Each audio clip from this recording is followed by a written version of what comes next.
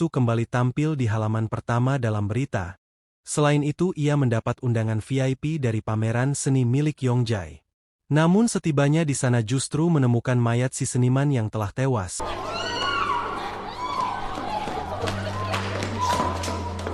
Dengan sigap Isu menyuruh menutup pintu sebab pembunuhnya ada di antara mereka.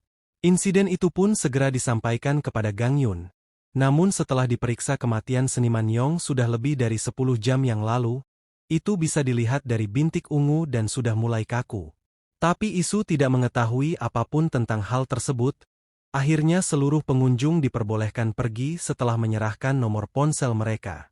Dujun adalah asisten dari seniman itu. Ia begitu terkejut dengan kejadian ini. Dan mengaku semalam pulang lebih awal setelah menyiapkan pameran bersama beliau. Di keesokan harinya saat hendak membuka pameran, Dojun menyiapkan catering dan berusaha menghubungi si seniman tapi tidak bisa. Saat disusul ke rumah justru tidak ada.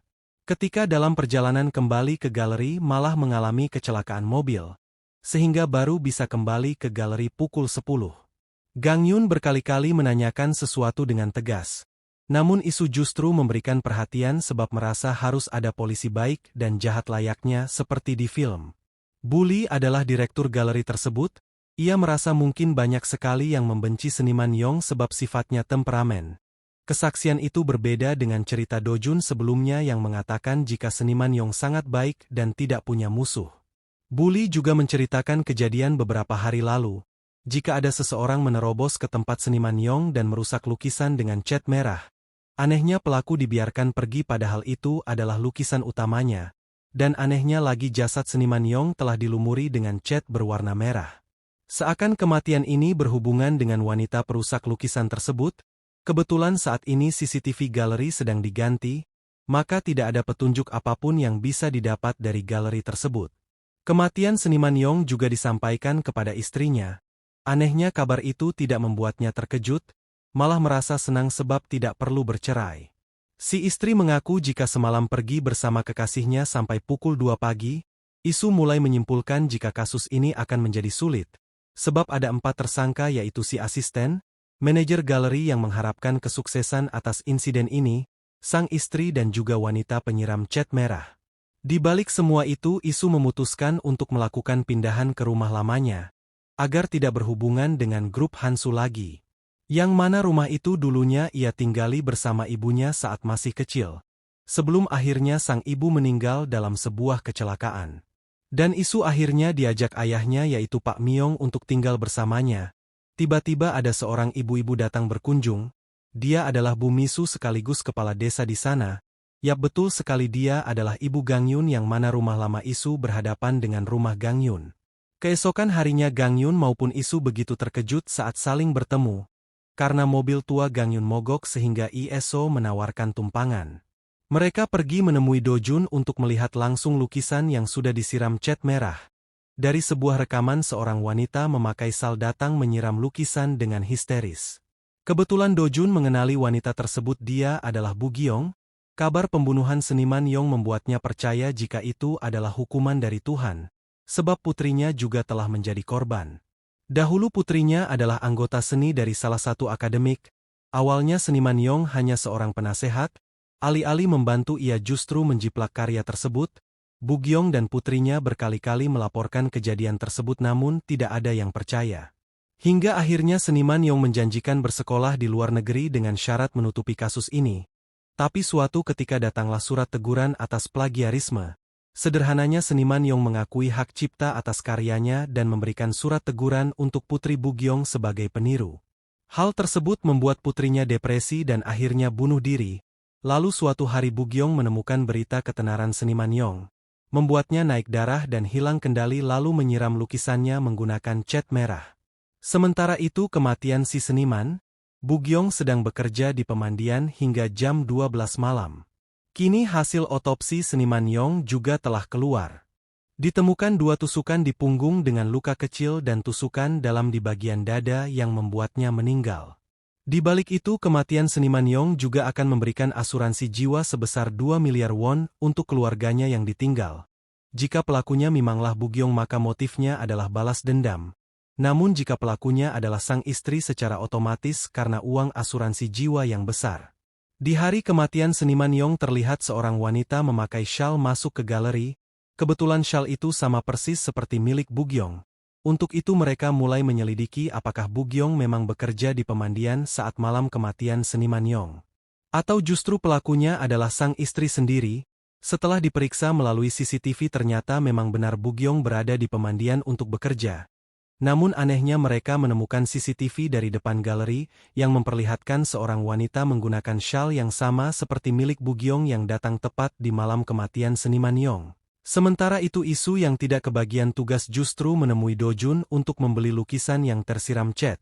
Dengan keyakinan suatu saat bisa dijual lebih mahal. Tanpa sengaja ia melihat lukisan bagus lainnya. Rupanya lukisan itu adalah karya Do Jun sendiri. Sampainya di rumah Isu tak sengaja menjatuhkan lukisannya karena seekor tikus. Saking takutnya sampai-sampai meminta bantuan Gang Yun. Mengira ada perampok atau semacamnya Gang Yun langsung masuk dengan penuh siaga. Tapi itu hanyalah seekor tikus. Di sana ia melihat foto Isu bersama ibunya. Sehingga Isu mulai menceritakan kalau dulunya tinggal di rumah itu bersama sang ibu. Namun saat berusia 7 tahun ibunya meninggal akibat kecelakaan. Setelah itu tiba-tiba mendengar kabar jika dirinya adalah putra dari grup Hanso. Kisah itu mulai membuat Gang Yun berempati. Keesokan harinya sang istri didatangkan bersama kekasihnya. Mereka diinterogasi di ruang berbeda. Yang mana si kekasih telah membangun bisnis dan membutuhkan uang banyak. Sementara sang istri mengaku jika kekasihnya meminta uang 2 miliar won, tapi dia tidak mengaku sebagai pembunuh. Justru menyuruh menyelidiki Do Jun yang mempunyai motif yang sudah menjadi budak selama bertahun-tahun dan mendapat dukungan dari yayasan seniman untuk bersekolah di luar negeri, tapi selalu dilarang oleh si seniman. Di sisi lain Isu menemukan lukisannya terkelupas setelah jatuh. Akhirnya lukisan itu diperiksa menggunakan sinar X. Terlihat ada lukisan lain yang ditutup dengan lukisan baru. Pada akhirnya Isu kembali menemui Do Jun dan menceritakan apa yang ada di balik lukisan tersebut. Hal itu membuat Do Jun mulai panik dan memukul Isu sebab sudah mengetahui sesuatu yang tidak seharusnya. Sementara itu Kyung Jin telah menemui penjual syal seperti milik Bugyong. Dari sana ia dapat mengonfirmasi jika Do Jun pernah membeli syal serupa beberapa hari lalu. Yang artinya seseorang telah menyamar menjadi Bugyong dan datang ke galeri. Akhirnya Gang Yun segera mencari di mana keberadaan Do Jun. Sedangkan Isu kembali sadar dan mulai menanyakan alasan Do Jun melakukan semua ini. Pada dasarnya nasib Do Jun sama seperti putri Bugyong 10 tahun lalu ia harus melukis untuk seniman Yong. Do Jun selalu menyembunyikan tanda tangannya sebagai tanda jika itu adalah karyanya. Hingga akhirnya karir seniman Yong semakin naik tapi nasib Do Jun justru sebaliknya. Hingga suatu hari salah satu yayasan memberikan beasiswa untuknya. Tapi seniman Yong membuat kesaksian palsu jika portofolio Do Jun adalah hasil menjiplak. Sehingga kesempatan bersekolah di luar negeri harus sirna. Termasuk impiannya menjadi seorang seniman hebat. Kini harapan dan impiannya telah hancur, membuat Do Jun putus asa lalu menusuk dirinya sendiri. Tak lama kemudian Gang Yun tiba sehingga segera dibawa ke rumah sakit untuk mendapat perawatan. Kejadian ini membuat Gang Yun marah sebab Isu selalu membuat kekacauan. Ia hanya berharap pemilihan wali kota segera dilakukan sehingga Isu segera pergi. Di kantor Gang Yun mendapat marah dari pimpinan sebab tidak bisa mengawasi Isu.